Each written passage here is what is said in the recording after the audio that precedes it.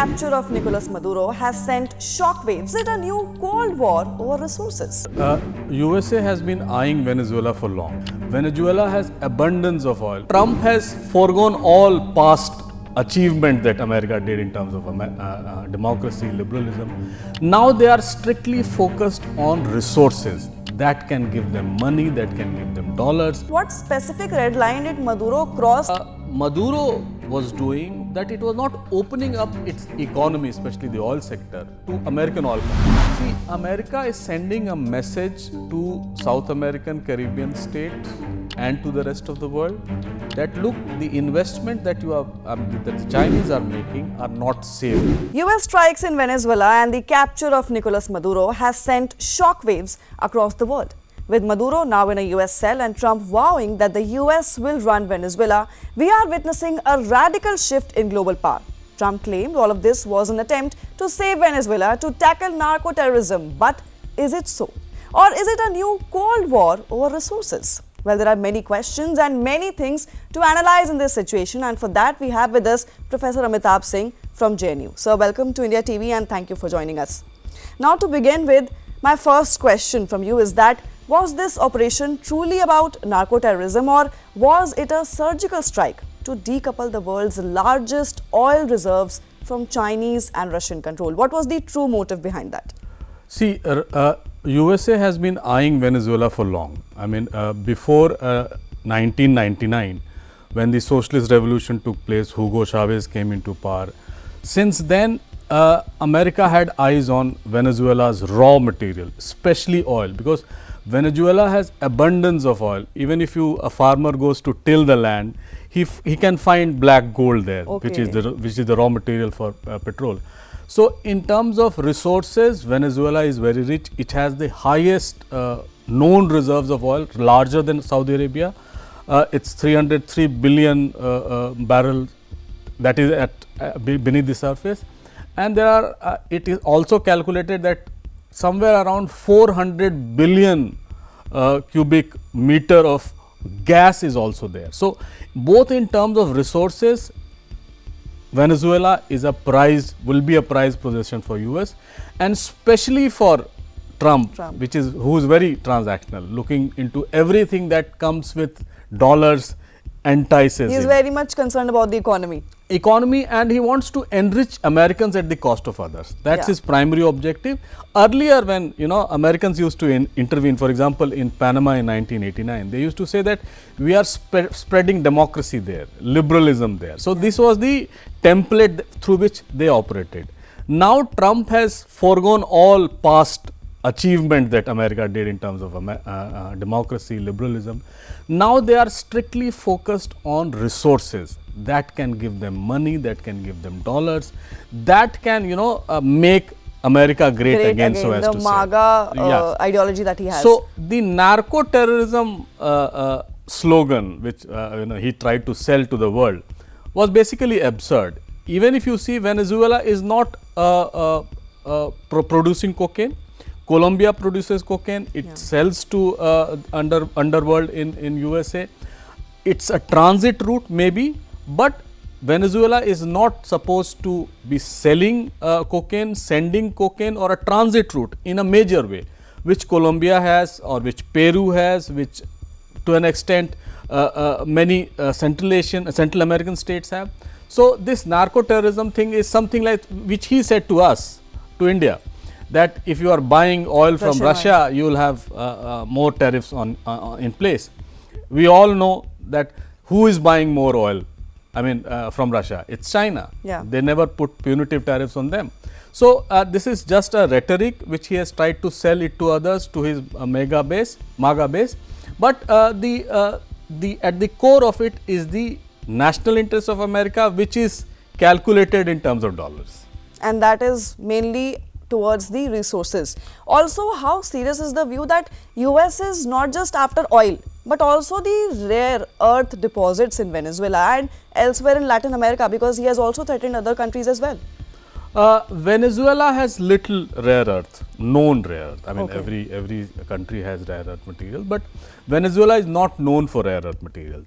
There are many other states, for example, in Latin America, Brazil and Argentina have rare earth minerals, but they themselves extract it, they themselves sell it, and whatever use that they might be having.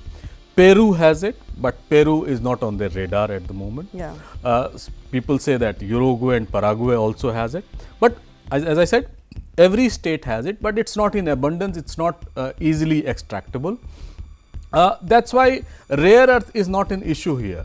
And also, if Trump had to attack or kidnap the head of the state of Venezuela, he could have done it for Colombia also, because Colombia is socialist. Colombia is transit route, producer of cocaine. Everybody knows that Colombia sells cocaine to the US underworld, and it was not raided. And they are making fun of what Trump has done to Venezuela. I mean, they disagree with Trump that why should he be kidnapping Venezuela president and his wife. But Colombia is not on their target. Why? Because it doesn't have any oil or any rare earth mineral, so as to say. He has threatened Colombia as well, but not on the target as you are saying, because of no resources, right? Right. Colombia also has Cuba and Mexico. Yeah, these three countries are also on the radar. On the radar, largely because they have socialist government, which is not very friendly with the US government. And so that is only, you would say that this is only to create pressure, the threats that he is giving, it is only to create pressure, but he is definitely not going to take a risk like that he took in Venezuela. Yeah, and in the process what Trump is doing, even if he is eyeing on those territories, in the process what he is doing is mobilizing the nationalist base of all these three countries. All these three countries, especially Colombia, has elections this year, and the ruler of Colombia is actually teasing Donald Trump to take liberties with him, with Colombia, and in the process he will mobilize his base. Similar is the case with Mexico and with Cuba. Cuba, they have been eyeing it for long, but Cuba doesn't have any resources. Cuba is on its, I would say, on its, it's really in tatters. Most of the oil that it gets from Mexico. It's subsidized oil, even though Mexican oil companies are not very rich, so as to say. But Mexico is also one of the largest trading partners of US. Yes, it's the biggest trading partner of US.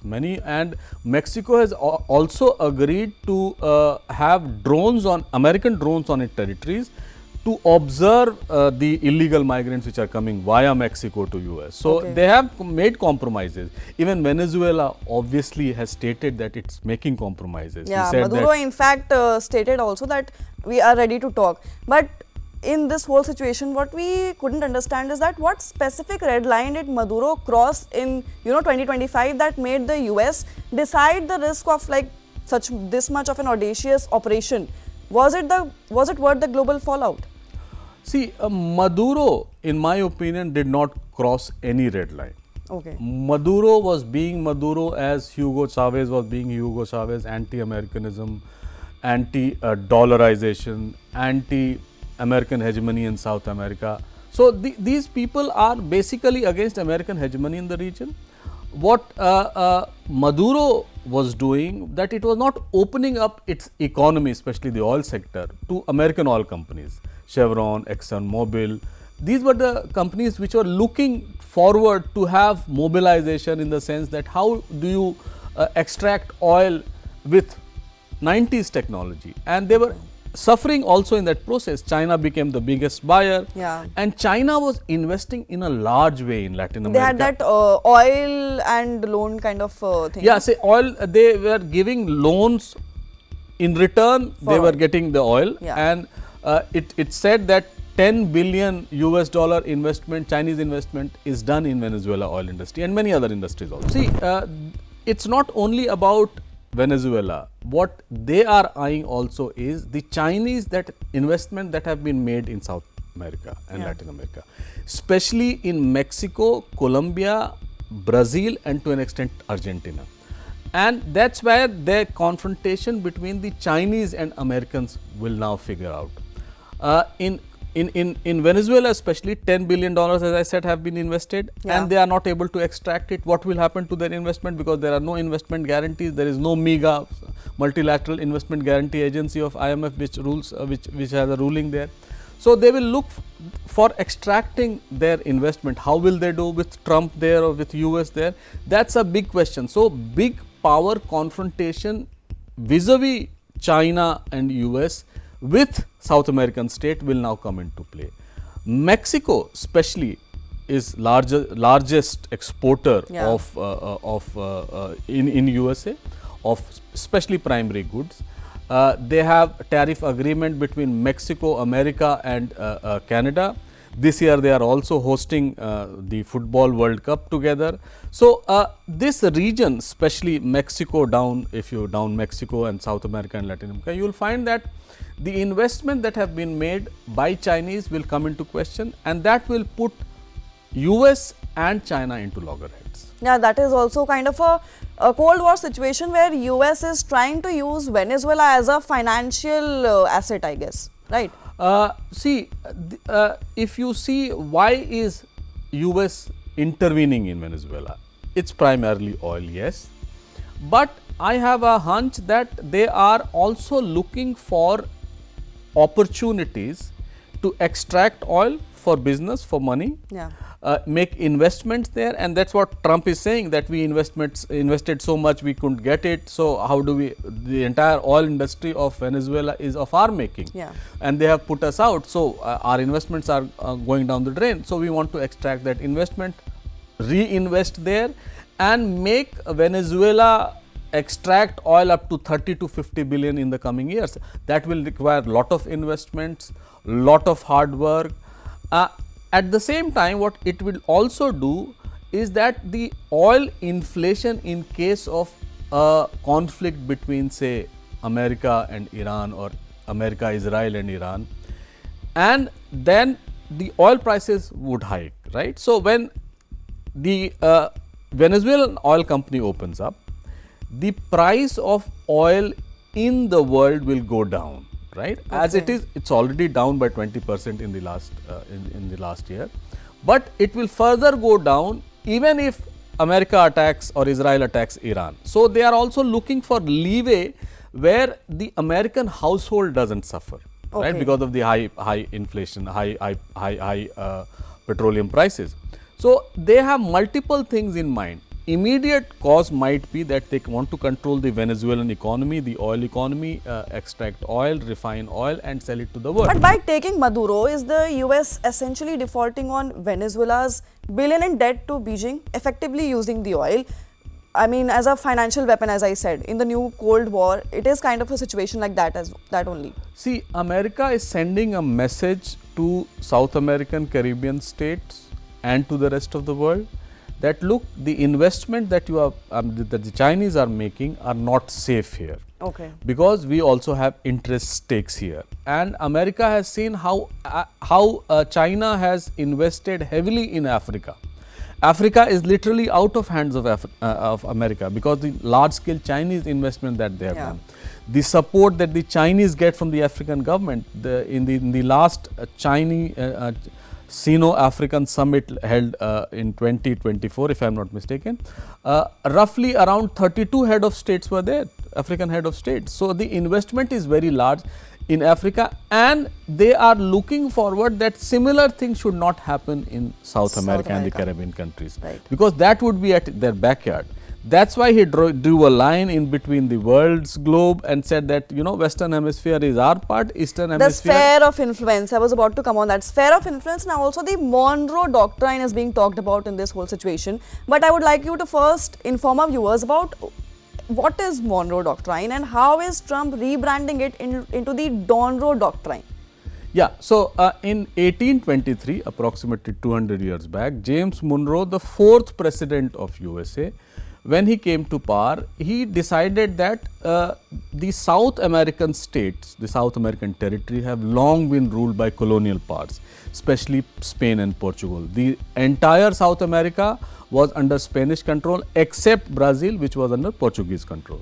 So, he wanted to extract the, throw the colonialists out there, though there were local movement also. For example, Simon Bolivar, who is supposed to be liberator of many South American countries, and he is a hero there. and he started a revolution there. It was not a Marxist revolution or socialist revolution. It was more of a nationalist centrist kind of revolution, in which they did away with the Spanish and Portuguese colonialists. So, they became independent. That's where James Monroe decided that for long this region has been dominated by the European colonialists, and we have stake here, we will not allow them here, but that was 200 years back. Now, and that time America had only 13 states, original 13 states. They were expanding further into the American US, what we know of US today, but it was a small state, roughly around 200 ships that they had. Now, the Don-roe Doctrine, which he is talking about, has actually taken a leaf out of there, right? And they have sort of tried to manipulate American opinion that, look, what's happening is that these are the states which have raw materials, natural resources, which would make America rich. I mean, it's not that America is not rich, it will make them further rich. And any external intervention, be it economic or military, which should not be tolerated. That's the objective that he has put forward. And in the latest national security strategy, he made it very clear, saying that this is American region and any interference from abroad will not be welcome.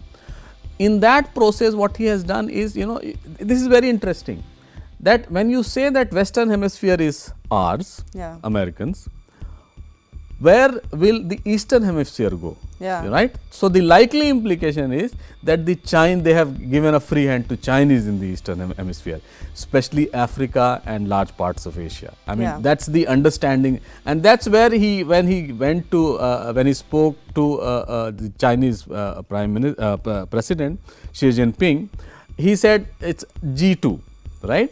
So, this G2, it's my assumption that they are trying to control the Eastern and the Western Hemisphere. Obviously, Eastern Hemisphere will not be so simple. There will be resistance from India to an extent. Russia also would not like to be seen as a second-rate power to China. And this leaves the Europeans in completely out of the situation. In the wilderness, because NATO is being questioned, Greenland is being questioned. Many things that the Europeans took for granted is now being, and they have started also opposing American hegemony. For example, in Gaza, they said that they have to stop the French, Spanish, UK, all of them recognized a Palestinian territory, Palestinian state, right? So, the world order itself is changing, and it's not about world order only. America is also changing. The Americans are also being changed by Trump regime. And sir, but in this whole situation, if the US can justify capturing a head of state based on domestic indictments, does this mean that sovereignty is now, conditional for any nation? See, the entire world has come up with this idea that whatever has been done in Venezuela was violation of international law. UN Charter 2, UN Charter 2 subclause 4 specially says no amount of interference in internal politics or internal country can be condoned by the world. Only if there is a war or a war-like situation, nothing like that. Nothing like that was there, and in fact, US said that it was law enforcement action that they took, but many are considering it as a crime of aggression also. This is aggression, pure and simple, naked aggression, I would say, where they have intervened in a sovereign state which has its own history, its own people who are opposed to it. Yes, there were problems internally, but there are many problems. The entire West Asia, which is best friends of Trump, who are best friends of Trump, are dictators. One man or one family or one clan rules there. Saudi Arabia, Jordan, Iran, there are problems, but it doesn't mean that they need external intervention to solve that problem. That's where the problem lies, and this is not about democracy, liberalism, as I said. It's purely about dollars, purely about oil, and this is the naked aggression which is finding its expression in the hands of Trump. It also has to do with internal politics of USA. The Epstein files is now in the background. the intervention that Trump was making in the bigger cities like Chicago, New York, San Francisco, Los Angeles, where he had moved in national military, right? Yeah. And the controversy that it National had raised. security, yeah. So even that is being now at the backyard. Okay, The so Russia-Ukraine conflict, nobody is Yeah. talking about it today, right? So it's also trying to change the narrative, kind yes, of. and trying to show that whoever wields the gun wields the territory. That's the argument. But sir, moving on, as you were discussing Greenland. With respect to Greenland, Trump says that it is all about national security. But could the pursuit of Greenland and the Don-roe logic that he says of seizing territory for security actually be the move that, finally breaks the NATO alliance?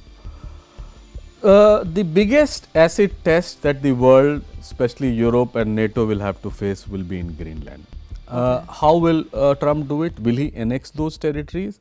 Will there be intra-NATO fight? And there has been only one occasion in history where NATO countries have fought among themselves, and even that was not a war between Turkey and Greece over Cyprus. Okay. But now they have sort of contained that conflict, and they are talking, and they have some red lines drawn. But the problem here is that Greenland has been with Denmark for almost 1.5 centuries now. Right. The Danish people are dead against separation of Greenland from Denmark against their will. Right. Even the ruling party in Greenland, the Prime Minister Nielsen, has said that he does not want that. But America, ever since Trump came, has been actively trying to intervene, trying to wean away people from Denmark. And in the process, what they have done is they have put in lot of investment there, not of money, but of people, of CIA agents, which are controlling the narrative that is happening there. And in the process, they are also, this is a detailed report which I read in Economist before I came here, which was there. They said that they are also observing people's behavior. They in are Greenland. Also, so they are also enticing people to tell them that you will get better opportunities, you will have American citizenship, you will have the entire transit rights throughout the world. And in the process, they have also sort of created divide between them, though that divide is not very vivid, not very clear. Visible as of now. Yes, but they have tried to do that, and they are trying to do that. That's where, only yesterday the Danish Prime Minister came out openly saying that this cannot be done. And the coalition of the willing, which was formed against the the Russian aggression in Ukraine, have also said that this can't be done. But we used to laugh when he said that Greenland will be captured by the Americans.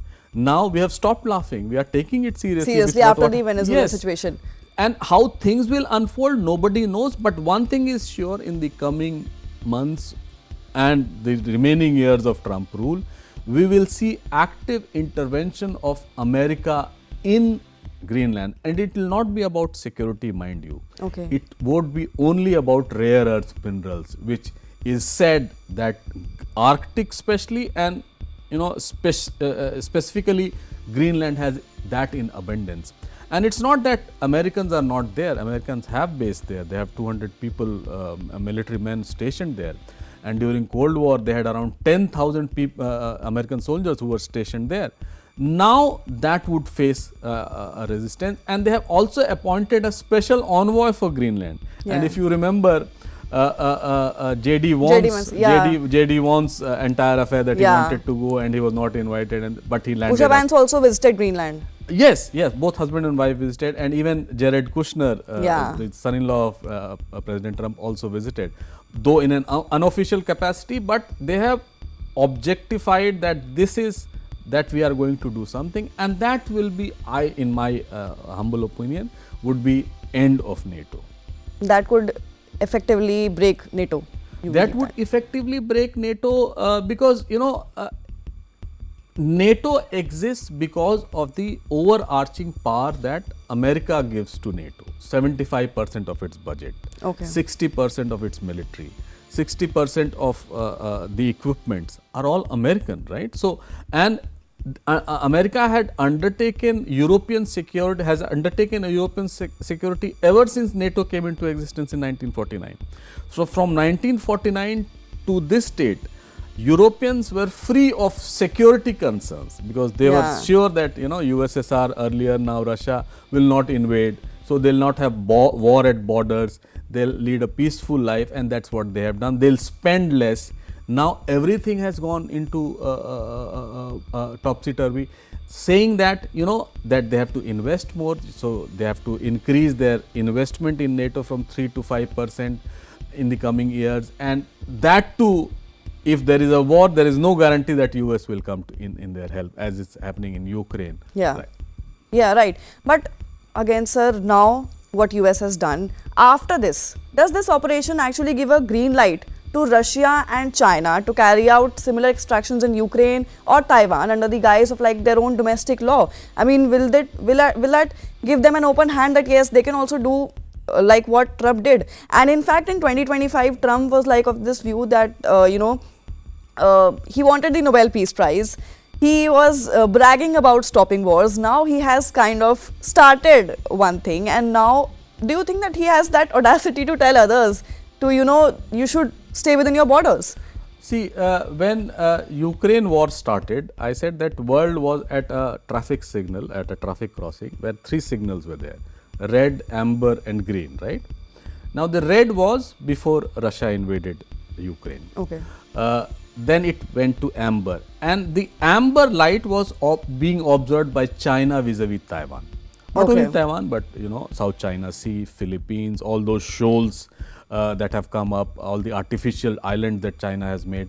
So, that amber light is there, and China, mind you, has been observing what is happening in Ukraine, what has been happening in Ukraine. Yeah. And it was looking for how will the world react if Ukraine is captured, or parts of Ukrainian territory are captured by Russians. They saw that initial resistance that the West had given to Russia is now withering, right? Yeah. So, they are not united. And that is why the aggressive posturing of China vis-a-vis Taiwan has started. Yeah. And that is where new Japanese Prime Minister also said that Japan will also get into a war with China if Taiwan is invaded, right? So, the tension that existed in Europe with Russia-Ukraine war will now shift to China. And as I said, from amber it will move to green light after Venezuela incident. Now, all the 3 major powers, if I might say, Russia in a limited way, China in a major way in Indo-Pacific, and US will be at loggerheads. Nobody will question the other the way that the action that they are taking.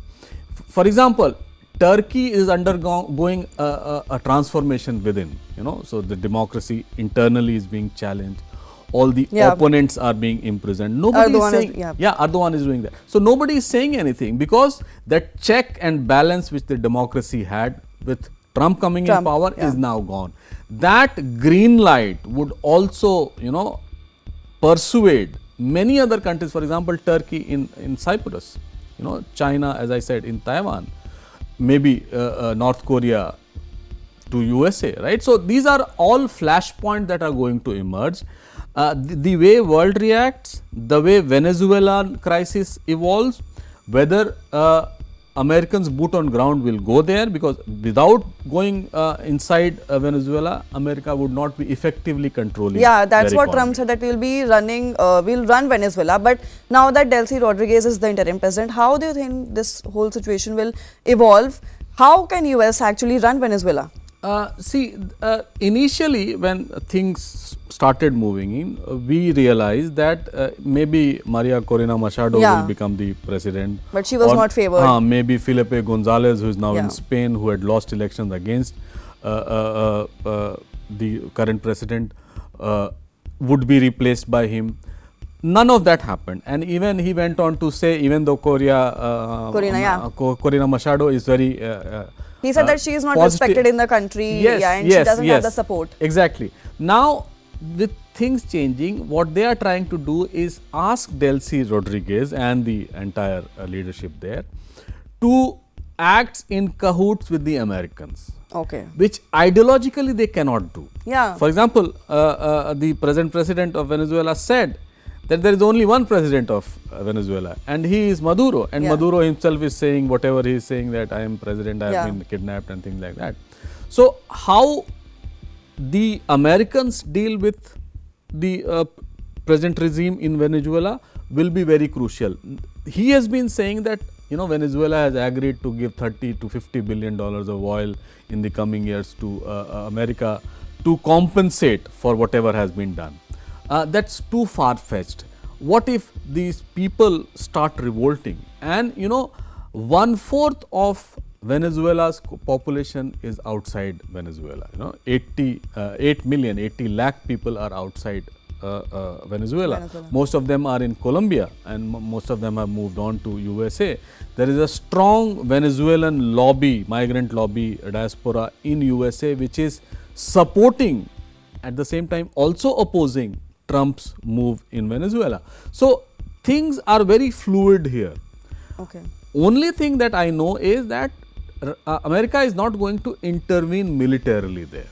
Okay. The kind they had done in Iraq, the kind they had done in Afghanistan, because what they fear is, and the entire MAGA support base is opposed to the quote unquote, which Trump said, endless wars. Yeah. So even if one soldier dies in Venezuela, that will bring down the popularity rating of Trump, and Trump fears that.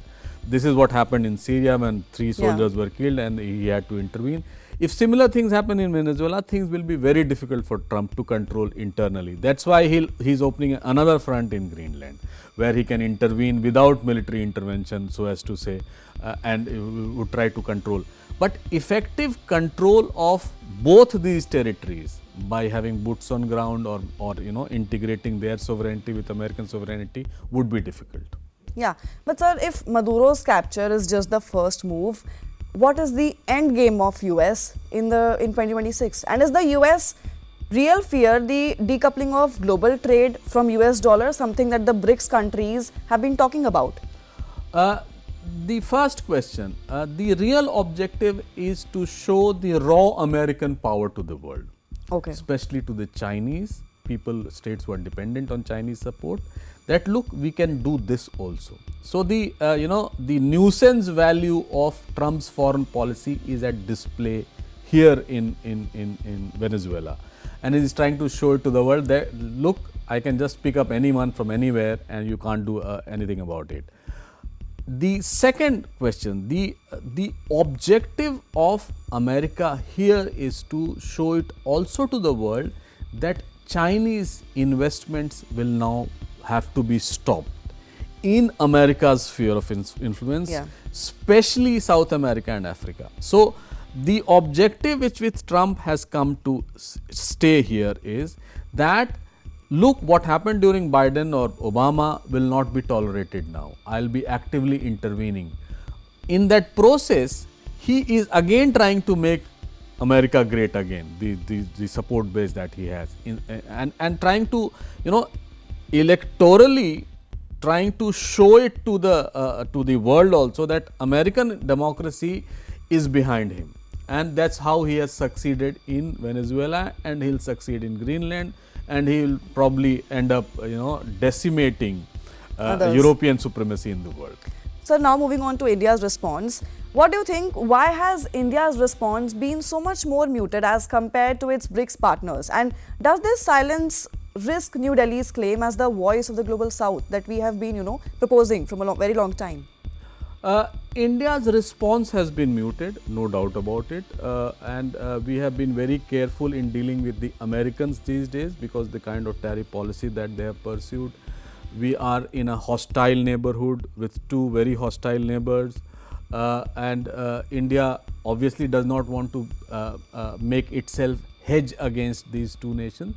But at the same time, India's pragmatic foreign policy suggests that we should take a little a cautious position here, right, without compromising on our long-term national interest vis-a-vis USA, vis-a-vis tariff policy that they have.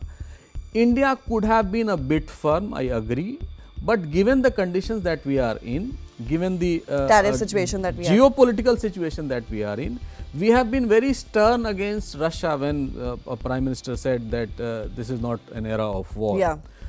Something like that would be coming. I'm sure that this would be coming. But as a leader of Global South, which we proudly acknowledge ourselves as a leader of Global South, we should have been a bit more, what do you say, in our diplomatic language, bit more towards saying that international laws are being violated here. The Venezuelans themselves should be given the right to determine who their leader has to be, and at the same time they should have also, stressed the idea that UN should be the ultimate arbiter of any such differences that America has with Venezuela or America has with any other country. So the sovereignty protection principle should have been taken into consideration, but we understand that these are not normal times. Yeah. We are not facing a normal presidency in USA. We have to be very cautious, and recently one of the American diplomats, I believe, said to another diplomat, that you have to deal with President Trump very cautiously, and this is what we are doing, and this is what world has been doing. President Putin has been doing. He's sending him images, photos, saying that this is a gift from Russia, that we are personal friends. But we have to be stern when it comes to our national interest, Yeah. our trade and tariff policies, our economy, which India is capably doing that. But we are being cautious as of now. Yes, we are being cautious. We should have been more, more. Firm I would not say stringent in the criticism, but we should have been more forthcoming in our take on the situation in Venezuela. Right. But sir, similarly, India's strategic restraint on the Venezuela raid, was it a necessary sacrifice to save the pending India-US trade deal? This is one of the factors. I'll tell you something. Which are the friends that India have today? Right? Just look around. China, no. Pakistan, obviously, no. No. Bangladesh, no. Little friendship that we have in terms of security strategic relationship is with Russia. Russia is not on very good terms with USA on many fronts. We have to look for stable partners in international relations. But that doesn't mean that we join the bandwagon of the American states. Yeah. Because America is notorious for giving up its partners in history, right? Yeah. They have completely given up on Europe. They were their natural allies. Most of the Americans are Europeans, right? So, if they have given up on them, why should we, sort of go whole hog against USA at this juncture? So, we are following a very, pragmatic foreign policy, and that needs to be endorsed. But yes, in the coming days, this, our toning down of the foreign policy objective should not be seen as our weakness. That the weakness that we cannot condemn or criticize or disapprove of what is being done should not be seen as our weakness. That's my submission. And so also there's one angle about Iran as well, because Trump has threatened kind of several countries, but Iran also. How do you see this situation between US and Iran? See, in the coming days, US will intervene in Iran in one way or the other, either through Israel or directly, because the statement that Trump made, that there should not be firing on streets, Yeah. people should not be dying on streets. If you add to it with the American foreign policy towards Israel, Israel's bitterest enemy is Iran, Yeah. right? And if you go to US, speak to their scholars, academics and man on the street, Iran is what Pakistan is to India, Okay. right, for the Americans. Yeah. So you can just understand, Iran is seen as an evil state. Yeah. Everybody is a terrorist for Americans or the Israelis. But they will not face a similar situation which they have faced in Venezuela. There will be resistance, and the resistance would come from the Islamist rule or the Islamic leadership in this region. Because even though they are not happy with Iran because of Shia politics and whatever, but they will not be very comfortable if Israel comes in favor of America to put down Iran. That the contest will be there, and in that contest, if America goes whole hog against Iran, aided by Israel, things would change.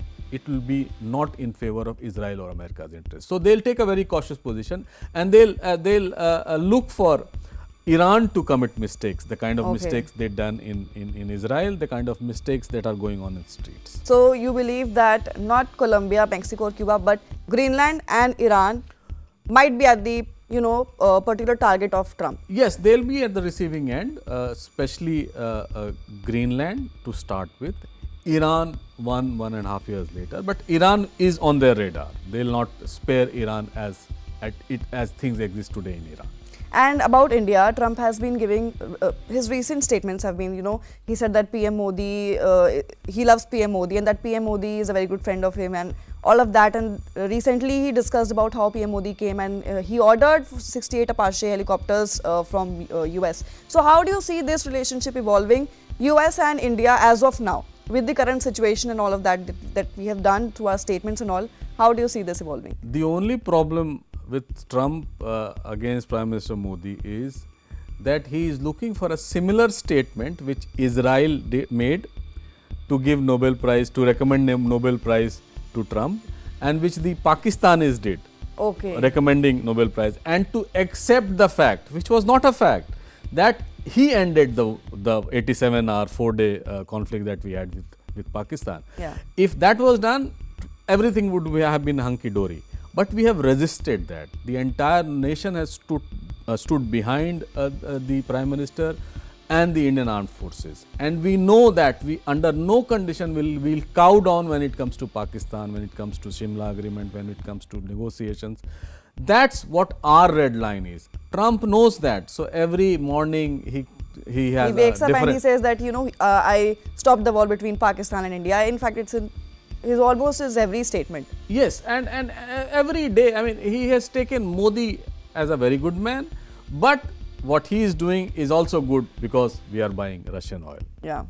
So that conflict will remain there. That conflict will remain there in the coming days. The tenor and temper will calm down once the tariff and trade policy, the tariff policy that they have pursued vis-a-vis us is on the table. We discussed that, and if things cool down here, the tone and tenor will also. And how long do you think this tariff policy is about to come? I am told by insiders that it's almost done. Okay. But the rhetoric part has to be done, right? So rhetoric in the sense that, maybe some statement by some Indian leader, welcoming Trump or saying good things about Trump would go a long way in putting that across to India, the tariff policy in India's favor. But again, the national position, the national interest of India should not be compromised. That's the bottom line of India's foreign policy makers, the Prime Minister, the Foreign Minister and all.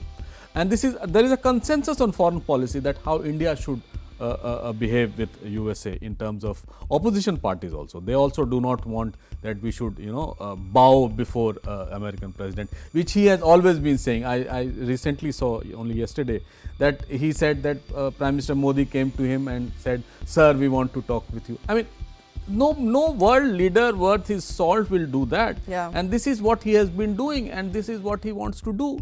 And again, he will not be successful in that. All of us know that.